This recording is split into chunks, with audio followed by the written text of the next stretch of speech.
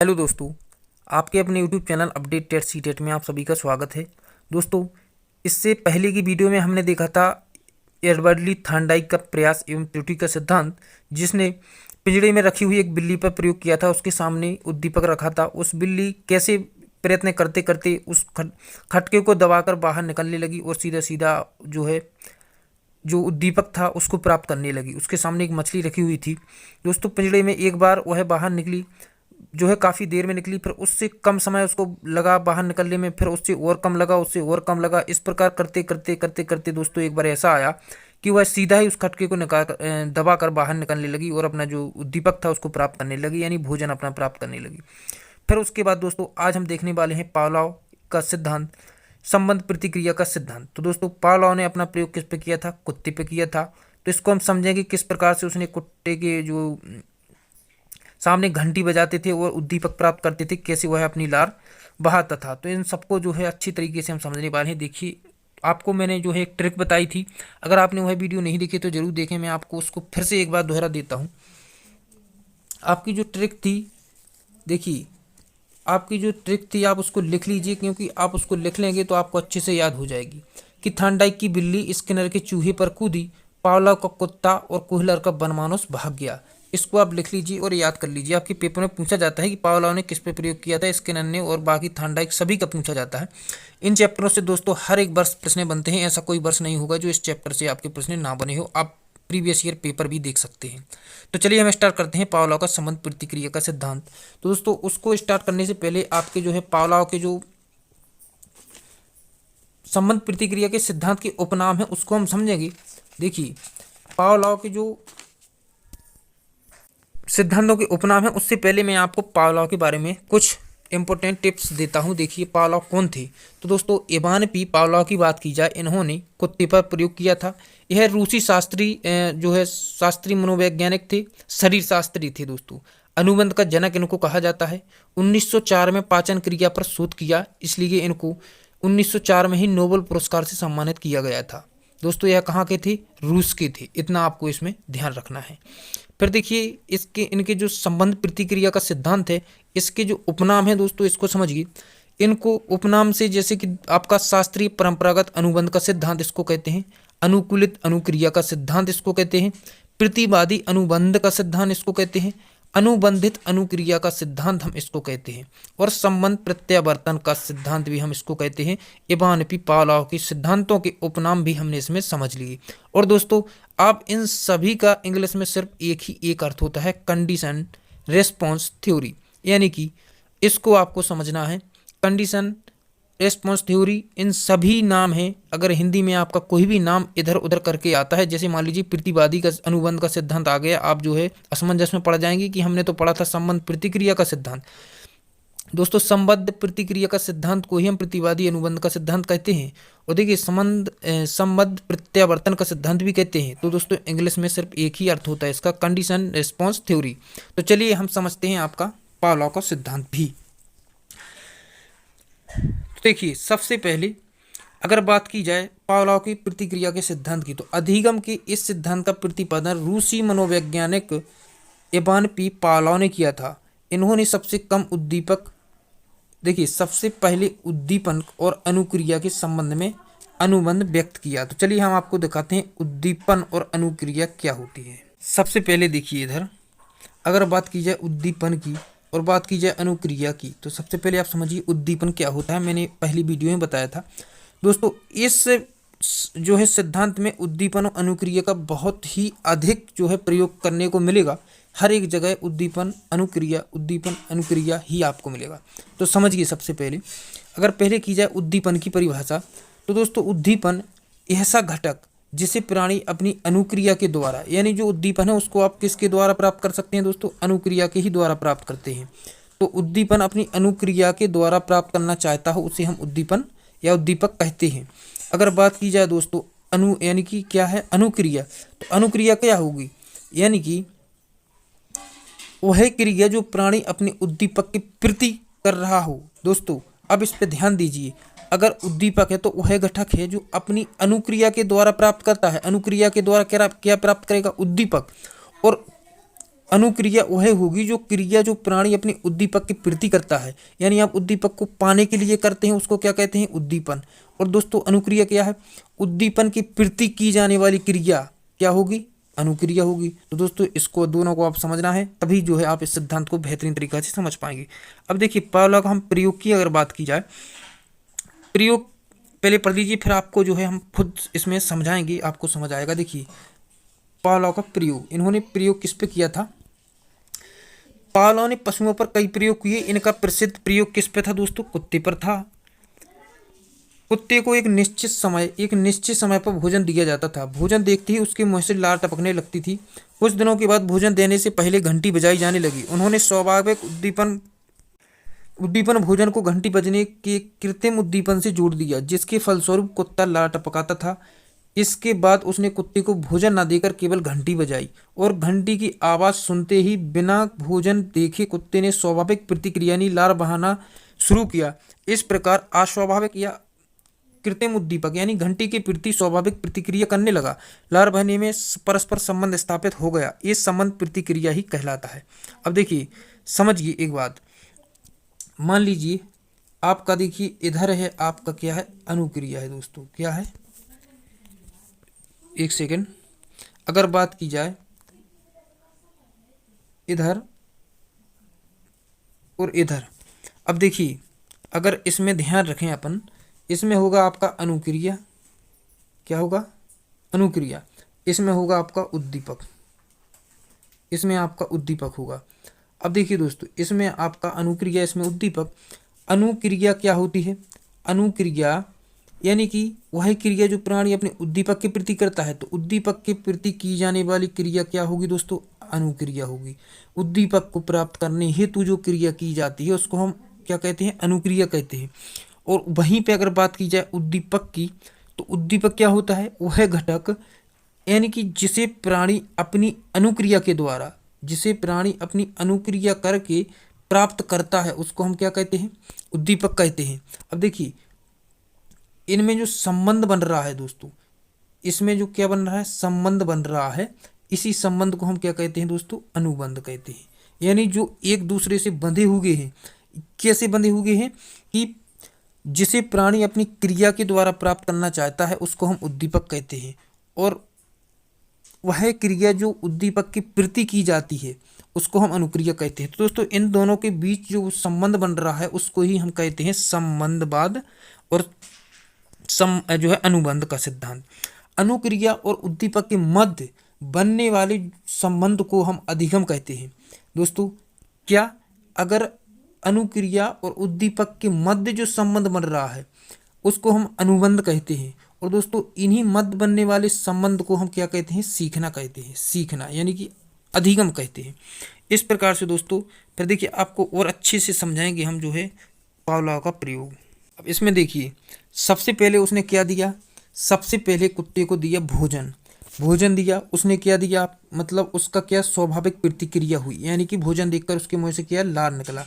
इसके बाद उसने क्या दिया, भोजन दिया और घंटी, यानी कि भोजन के साथ साथ दोस्तों अगर बात की जाए भोजन के साथ उसने जो है उसको घंटी भी, वहाँ पे घंटी से भी आवाज़ की।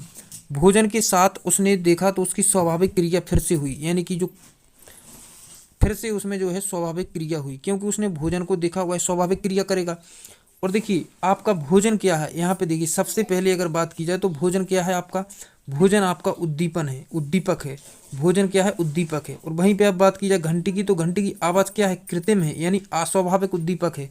देखिए अस्वाभाविक यानी कि उद्दीपक को देखकर वह क्या करेगा, यानी कि स्वाभाविक उद्दीपक को देखकर वह क्या करेगा, स्वाभाविक प्रतिक्रिया करेगा, और स्वाभाविक उद्दीपन को देखकर क्या करेगा, स्वाभाविक प्रतिक्रिया।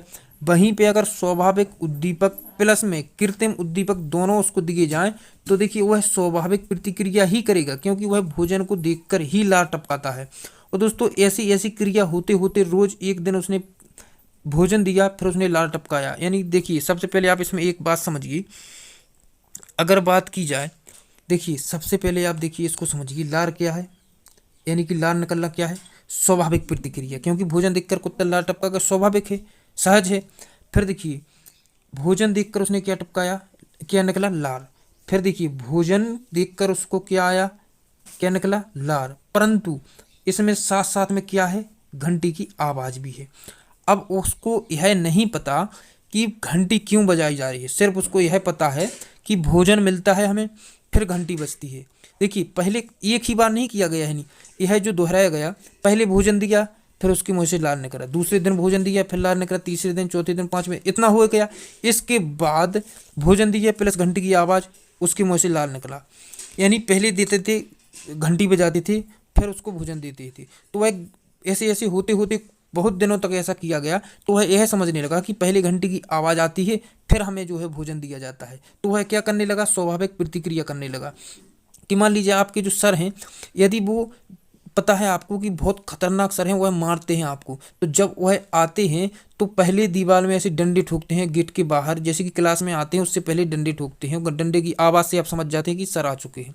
इसी प्रकार वह रोज करते हैं। तो दोस्तों सभी बच्चे, अगर उन सर की जगह पे कोई भी बच्चा वहां जाकर डंडा ठोकेगा तो आप सब क्या समझेंगे कि वही सर आ चुके हैं। इसी प्रकार यह कुत्ता समझने लगा कि पहले आवाज़ होती है, फिर हमें भोजन दिया जाता है। अब भोजन था उसका उद्दीपक, तो वह उद्दीपक के प्रति ही स्वाभाविक क्रिया करता था, स्वाभाविक प्रतिक्रिया कहता था। दोस्तों प्रतिक्रिया क्या होता है, हमने आपको बताया है, क्रिया के प्रति की जाने वाली क्रिया है, प्रतिक्रिया है। तो इस प्रकार देखिए कई दिनों तक ऐसा चलता रहा, तो वह घंटी बजाते थे और जो है वह लार निकालता था, क्योंकि उसको पता था कि अब हमें भोजन मिलेगा, घंटी के बाद उद्दीपक हमें प्राप्त होगा। फिर इतने दिन होने के बाद बहुत सारा ऐसा दोहराते गए इस सिद्धांत को, नियम को, क्रिया को। फिर दोस्तों सिर्फ और सिर्फ क्या दिया उन्होंने, कृत्रिम अस्वाभाविक उद्दीपक। फिर उन्होंने सिर्फ और सिर्फ अस्वाभाविक उद्दीपक उसको देना शुरू किया, क्या, सिर्फ और सिर्फ घंटी बजाना स्टार्ट कर दिया, क्या, सिर्फ घंटी। तो उसने क्या दी, स्वाभाविक उद्दीपक दिया, यानी कि जो लार था उसका, उसने लार निकालना शुरू कर दिया। यानी कि उसको पता था कि हमें पहले घंटी बजाई जाती है, इसके बाद हमें भोजन मिलता है। और दोस्तों देखिए इसको नियम से किया जाता है, इस नियम को समय से किया जाता है। ऐसा नहीं कि कभी आपने घंटी बजा दी, 1 घंटे बाद उसको भोजन दे दिया, ऐसा नहीं। जो रोज जितना टाइम लगता है, यानी कि आप 3 या 5 सेकंड पहले घंटी बजाएंगी, उसके बाद अगर आपसे ऐसा पूछा जाता कि कुत्ते को अस्वाभाविक उद्दीपक के बाद स्वाभाविक उद्दीपक कितने समय बाद दिया जाता था, तो 3 से 5 सेकंड, ज़्यादा से ज़्यादा, बस यही आपका जो इसमें आंसर होगा। तो देखिए इसने घंटी की आवाज़ सुनी, घंटी की आवाज़ सुनी, उसने सोचा कि हमें अब स्वाभाविक उद्दीपक मिलेगा, तो वह लार निकालना शुरू कर देता है। इसी प्रकार यह दोहराते गए, दोहराते गए, दोहराते गए, परंतु दोस्तों एक दिन ऐसा आया कि वह समझ गया कि अब मेरे सामने सिर्फ और सिर्फ कृत्रिम उद्दीपन यानी कि अस्वाभाविक उद्दीपन ही किया जा रहा है। तो दोस्तों उसने एक दिन ऐसा आया कि उसने लार देना यहाँ पे बंद कर दिया, क्योंकि वह समझ चुका था कि अब सिर्फ और सिर्फ हमें क्या, अस्वाभाविक उद्दीपक दिया जा रहा है, वो उद्दीपक नहीं, जो कि स्वाभाविक उद्दीपन नहीं दिया जा रहा है। तो देखिए जो घंटी प्लस भोजन देते थे उसका समय था 3 से 5 सेकंड। देखिए UCS किसको कहते हैं, इसमें इनका बहुत अधिक महत्व है। देखिए UCS से CS, यानी UCS से होता है अनकंडीशन, सीधा है। UCS का मतलब होता है अस्वाभाविक उद्दीपक, CS का मतलब होता है स्वाभाविक उद्दीपक।